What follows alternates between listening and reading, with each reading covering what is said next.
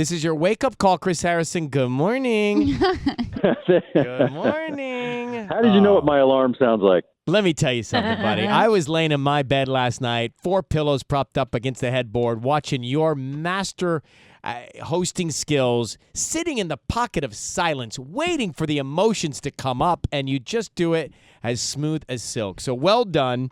Congratulations on another great season. That was a wild night. That was one of the wildest 2 hours of television I think I've ever hosted. It was so good. It was so. It was. And I mean this as a compliment.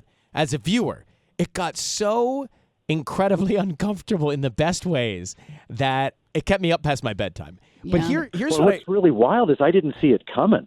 You didn't. You didn't see which part coming. We've already spoiled it for everybody, so go ahead. Barb. I did not see Barb coming. Obviously, I knew what was happening with his relationships. I didn't know how it was going to end with his relationship. But what I really didn't see, I knew Barb wasn't happy. I could tell by the body language and by saying hi to her.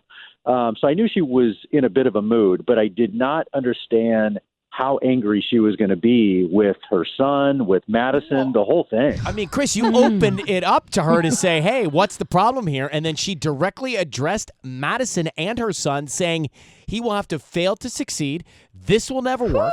His family and friends know it. You're the wrong girl, woman, person, contestant for my son. And it's because, Chris, and this is what I want to get down to, the brass tacks here. It's because Madison was rude to his family.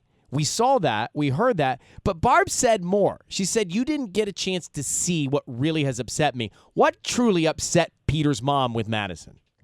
Well, I honestly don't know what rubbed her the wrong way. And I will say one thing on Madison's behalf.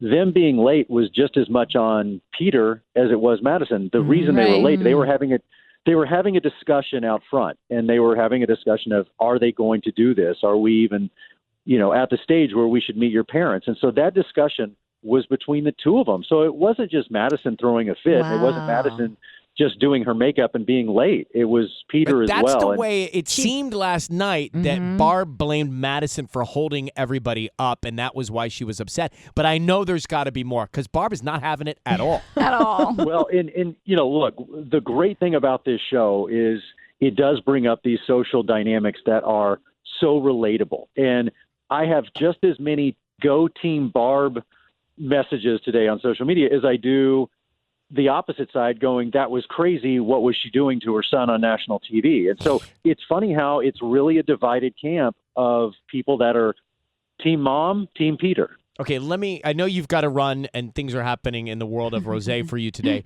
but real fast, what's going to happen? What's your sense? You said goodnight. Barb says, I don't bless this relationship.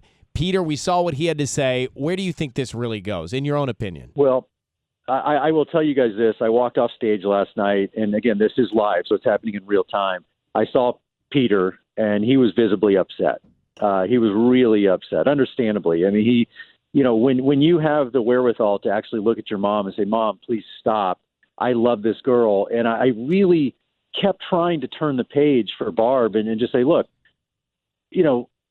can't we get past this? Like, let's just wish the best for them, and whatever happens, happens. And being a parent myself, I understand Barb. I understand her passion for what she wants. But in my opinion, there's ways to be right and be wrong at the same time.